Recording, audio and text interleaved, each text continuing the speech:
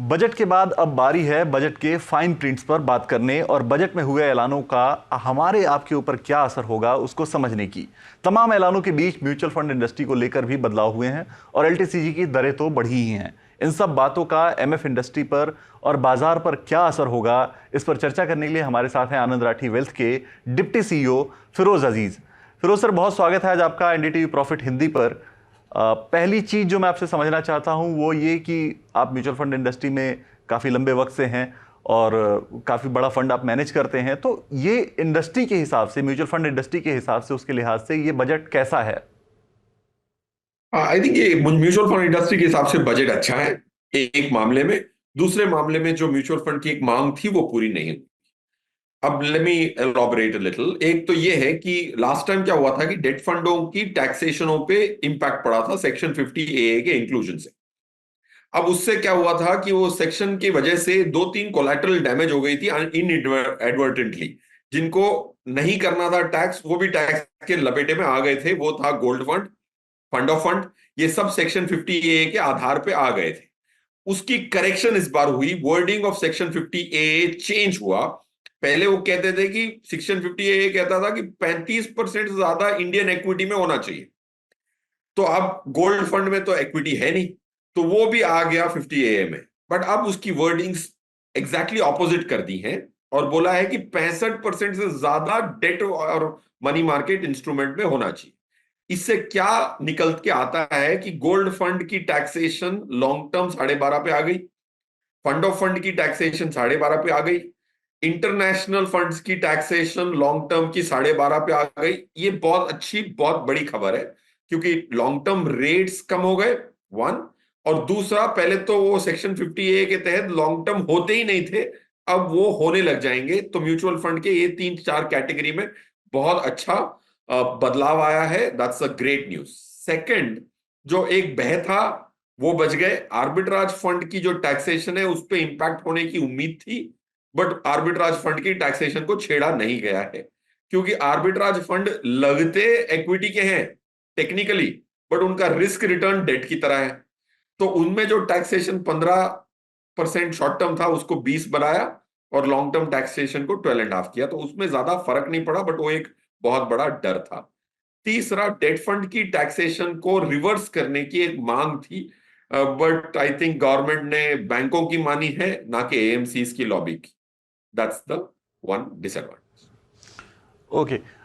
एक चीज जो कल से ही मार्केट में चल रही है एलटीसीजी को लेकर कि एलटीसीजी के रेट्स बढ़ गए, अब 10% से 12.5% कर दिया गया। इक्विटी और इक्विटी म्यूचुअल फंड पे भी ये लागू होंगे, तो इसका क्या कुछ आपको नेगेटिव इम्पैक्ट होता हुआ भी दिख रहा है?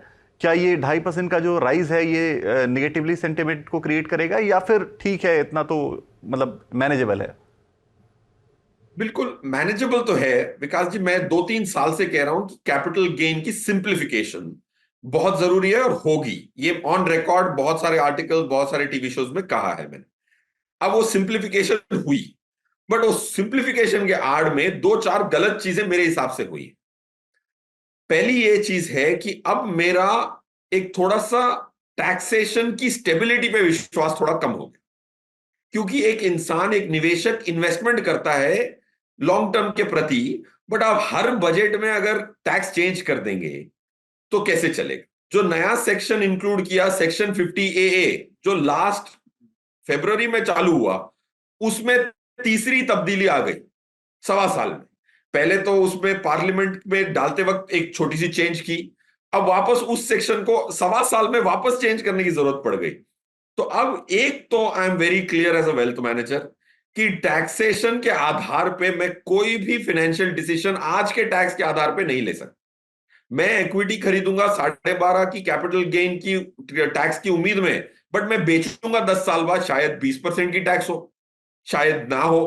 सो fluidity of tax is completely established in my mind, और आज की टैक्स रेट के हिसाब से कोई भी निर्णय नहीं लेना चाहिए एक लॉन्ग टर्म इन्वेस्टर को, क्योंकि टैक्स 10 बजट आएंगे 10 साल में, उसमें क्या क्या तब्दीली आएंगी। कल 87 अमेंडमेंट्स आई हैं इनकम टैक्स एक्ट में। 87 अमेंडमेंट्स आई हैं एक बजट में, वो भी इंटरिम बजट के बाद का ये बजट है। सो आई पर्सनली थिंक एक इन्वेस्टर को फ्लूइड टैक्स रिजीम में अपनी इन्वेस्टमेंट की स्ट्रेटजी अलग बनानी होगी और उसको हम we are going back to the blueprint and planning how to have investment planning in a fluid tax environment, which is definitely established in this. Second, 12.5 की जो टैक्स आई है विकास जी, वो 2.5% से बड़ी है, बट रियल एस्टेट में almost tax की increase 40% से है।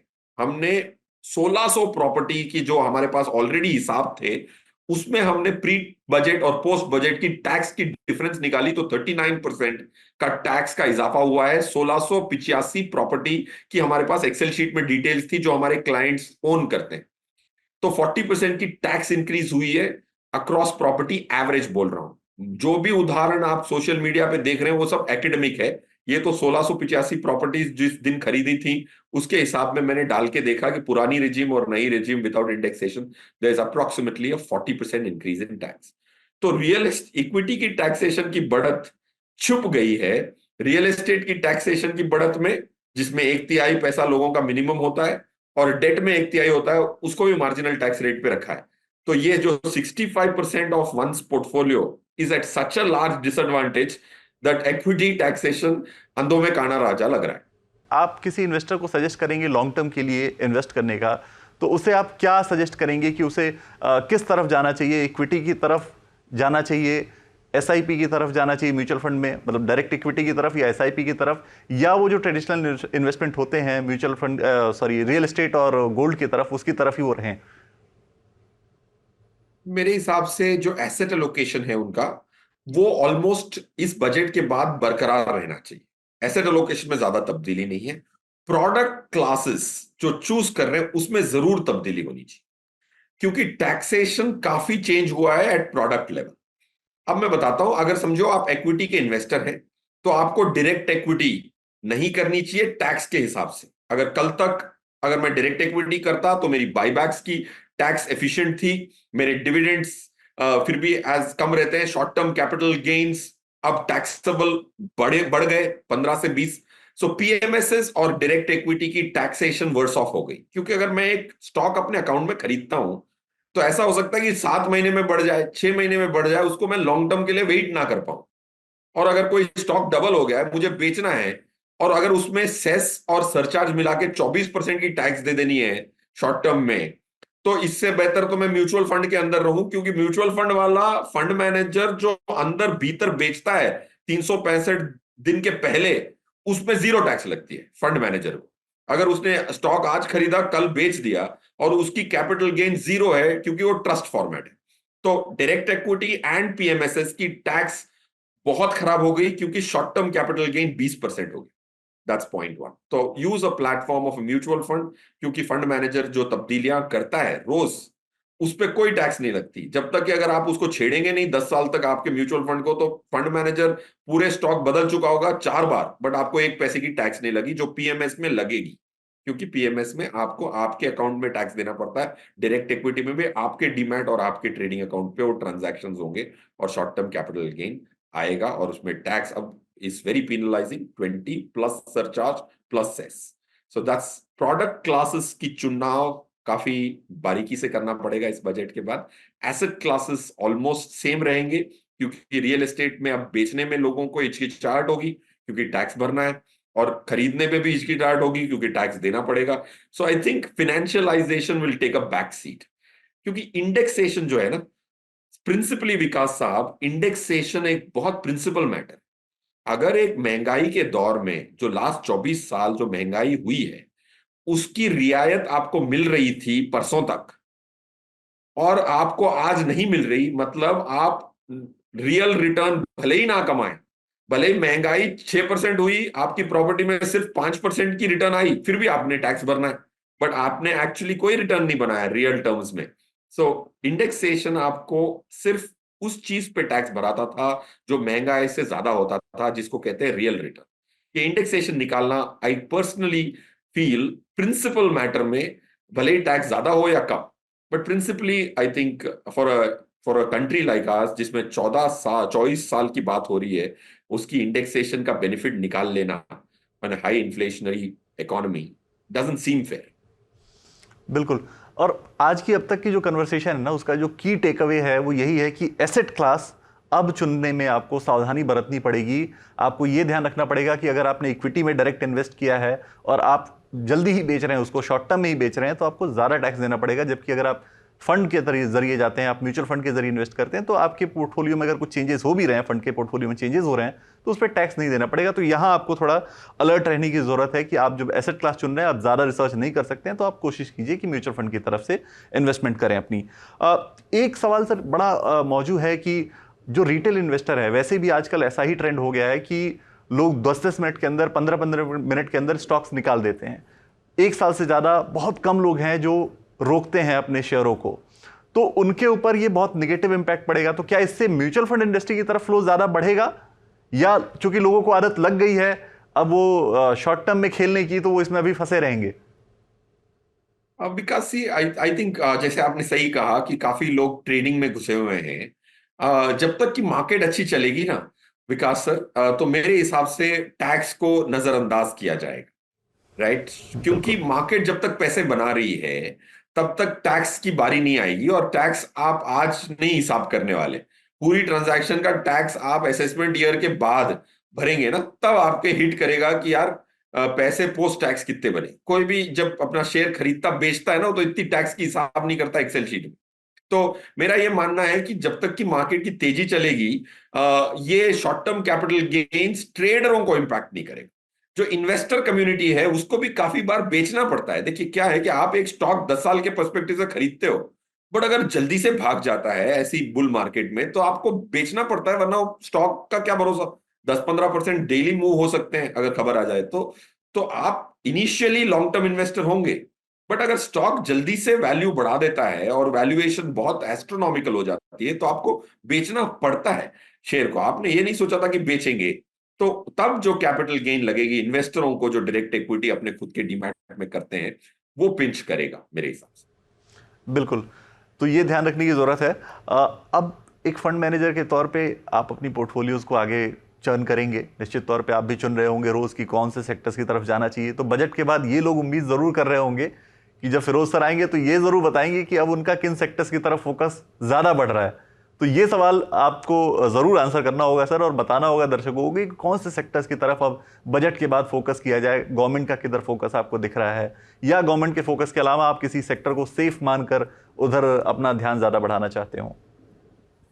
देखिए अब जो कन्वेंशनल सेक्टर्स की जो 6 महीने से 7 महीने से बात हो रही है, इंफ्रास्ट्रक्चर, डिफेंस, मैन्युफैक्चरिंग, उनमें अगर आप देखते हैं तो उनकी जो वैल्यूएशंस हैं, एवरेज वैल्यूएशन से टू टू सिग्मा ज्यादा, 2 सिग्मा काफी ज्यादा होता है, वो है। तो आई थिंक आज की एलिवेटेड मार्केट लेवल्स में मेरे हिसाब से आपको वो सेगमेंट्स चुनने हैं, सिर्फ रिटर्न के आधार पे नहीं, रिस्क के आधार पे चुनने हैं। और उसमें मैं सबसे कन्वेंशनल सेक्टर बोलूंगा जिसमें 27% निफ्टी का फाइनेंशियल सर्विसेज में है। वो एक प्राइमरी सेक्टर है, उसको कोई सेक्टर कॉल मानता ही नहीं, क्योंकि वो इतना इनग्रेन्ड है, वो इतना इंटरेस्टिंग नहीं है, राइट? वो सुनने में अच्छा नहीं लगता, बोलने में भी अच्छा नहीं लगता, बट फाइनेंशियल सर्विसेज एक सबसे बड़ा सेक्टर है। उसमें जो वैल्यूएशंस निकल के आ रही हैं वो काफी अच्छी। हमारी जो बैंकिंग सिस्टम है उसकी नेट इंटरेस्ट मार्जिन ग्लोबली सबसे अच्छी है, वन ऑफ द बेस्ट है, बट उनकी वैल्यूएशन जो है नॉर्मल वैल्यूएशन है, पॉइंट 1। पॉइंट 2, जो इंडिया में ईपीएफओ का पैसा आ रहा है, जो ईपीएफओ ने इक्विटी में डालने का निर्णय किया है, उसमें और लाख, 1.5 लाख, 2 लाख करोड़ इन्वेस्ट होगा, तो वो होता है निफ्टी और सेंसेक्स। तो जब कोई इंडेक्स खरीदता है ना, वो वैल्यूएशन बिल्कुल नहीं देखता, क्योंकि इंडेक्स फंड वाले की जो परचेज होती है वो सिर्फ इस आधार पे लग जाती है कि वेट कितना है। ये नहीं देखेगा कि टॉप स्टॉक अगर रिलायंस की वेट है, एचडीएफसी की वेट है, उसकी वैल्यूएशन क्या है। इंडेक्स फंड का काम कोई वैल्यूएशन को नहीं देखना है, अगर वो 200 की पी है या 20 की पी है या 10 की पी है, उसको उतनी मात्रा में पैसे डाल। तो जो लिक्विडिटी इंडिया की आने वाली है, स्पेशली ईपीएफओ से और इंडेक्स फंड से, इंडेक्स फंड में जो इन्फ्लो आएगा उससे जो निफ्टी की हैवी वेट्स हैं उसमें काफी स्टेबिलिटी आएगी, और उनकी रैली इतनी नहीं हुई कि उनकी वैल्यूएशन एस्ट्रोनॉमिकल हो। तो financial services will be a stable sector, point 1, for the next 2-3 years। Valuation को इग्नोर ना करें, पॉइंट 1। पॉइंट 2, ब्रॉडर मार्केट की जो रैली का डर था कि उसमें एक होल बन सकता है, एक पंक्चर हो सकती है वो बबल, वो बजट में नहीं हुआ, क्योंकि प्राइवेट मार्केट्स को पुश मिला है। प्राइवेट मार्केट को पुश क्यों मिला है? क्योंकि प्राइवेट इक्विटी या जो अनलिस्टेड इक्विटी है उसकी टैक्सेशन लिस्टेड से कम हो गई अब suddenly, which I think is very surprising. क्योंकि अब लिस्टेड की टैक्सेशन है 12.5 प्लस एसटीटी, और अनलिस्टेड की सिर्फ 12.5 2 साल बाद।